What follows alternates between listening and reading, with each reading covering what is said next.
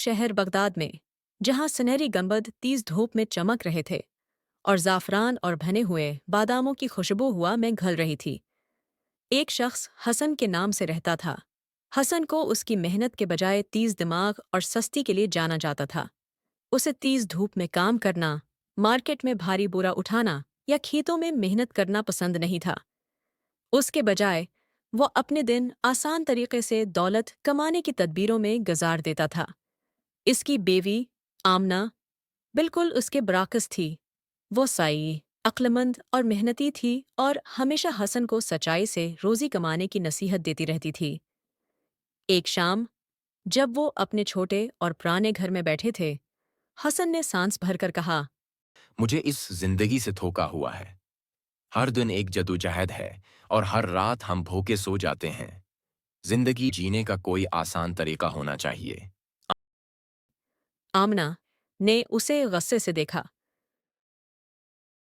लेकिन हसन का फैसला पहले ही हो चुका था। हमें शहर के अमीर हिस्से में जाना चाहिए, जहां ताजिर रहते हैं। वहां मैं अपने जेबों को भरने का कोई तरीका तलाश करूंगा। अगले दिन हसन और आमना ने अपनी थोड़ी बहुत सामान जमा किया और इस मोहल्ले में मुंतकिल हो गए जहां सबसे अमीर ताजिर और नवाब रहते थे। गलियां पत्थर से बनी हुई थीं, बालकनियों से नरम रेशमी कपड़े लटक रहे थे और हुआ में सोने के सिक्के बदलते हुए आवाजें आ रही थीं। इस शाम हसन ने एक मेहरबान हमसाया से खूबसूरत रेशमी लिबास उधार लिया और बाजार में चला गया जैसे कोई अहम शख्स हो। उसने गहरी आवाज में गिला साफ किया ये और कहा, बगदाद के लोगों, मुझे वो ताकत दी गई है कि मैं गैबी चीजों को देख सकूं। मैं गमशदा चीजें तलाश कर सकता हूं और छिपी हुई चीजों को जाहिर कर सकता हूं। हूँ। कुछ लोग रख गए, अबरो उठाकर उसकी तरफ देखा। कुछ हनस पड़े, ये सोचकर कि वो बेवकूफ है। मगर फिर एक अमीर ताजिर इब्राहिम आगे बढ़ा।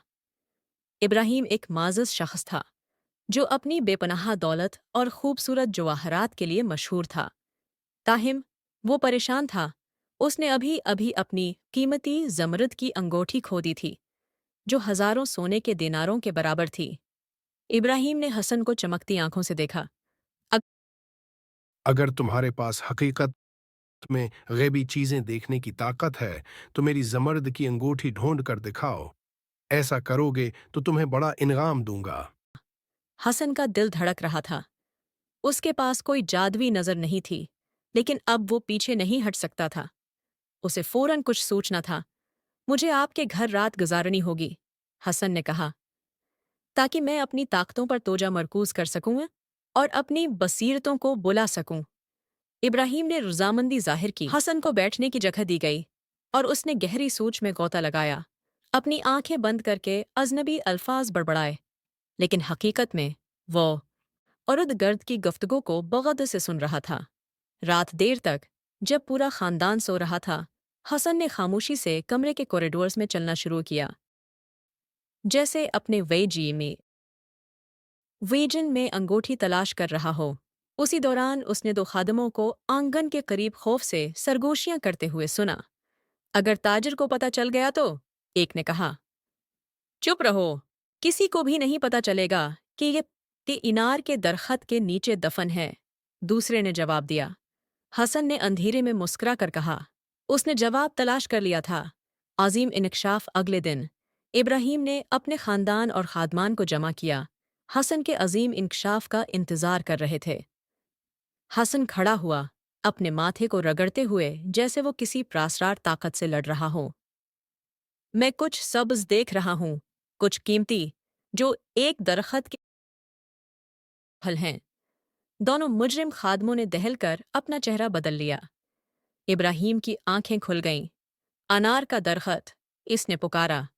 वो और उसके आदमी बाग की तरफ दौड़ पड़े। नरम मिट्टी में खदाई की और वहां वो गायब जमरद की अंगूठी चमक रही थी, जो सुबह की रोशनी में दमुक रही थी। इब्राहिम खुश हो गया। सच में, तुम एक अजीम हिकमत वाले आदमी हो। ये लो, तुम्हारी शानदार ताकत के बदले ये इनाम लो। उसने इसने हसन को सोने के दिनारों से भरा हुआ एक भारी बोरा दिया। हसन ने आजिज़ी से सिर झुकाया, अपनी कामयाब मुस्कुराहट को छिपाते हुए। اس نے سب کو جادوی طاقت سے نہیں بلکہ اپنی چالاکی سے دھوکہ دیا تھا۔ جب وہ وہاں سے چلنے لگا تو حسن کو آمنہ کی تیز نگاہ اپنے پیچھے محسوس ہوئی۔ تمہیں اس بار تو خوش قسمتی ملی ہے، اس نے کہا، مگر خبردار رہنا حسن، ایک چور چالاک ہو سکتا ہے مگر ہمیشہ کوئی اور چالاک تر ہوتا ہے جو اس کا امتحان لے رہا ہوتا ہے۔ حسن صرف ہنسا مگر دل میں وہ جانتا تھا ایک دن اس کی خوش قسمتی ختم ہو سکتی ہے۔